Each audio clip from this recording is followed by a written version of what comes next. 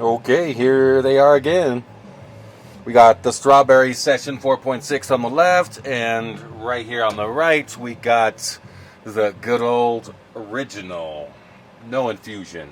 It's just the IPA. Let's give her a pour. Try to do it semi-slow here.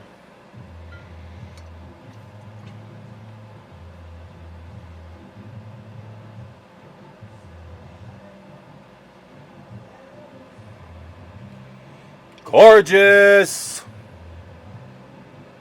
Ain't nothing like homemade beers.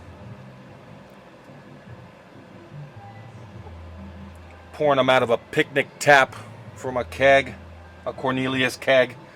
Look at that IPA, looking gorgeous.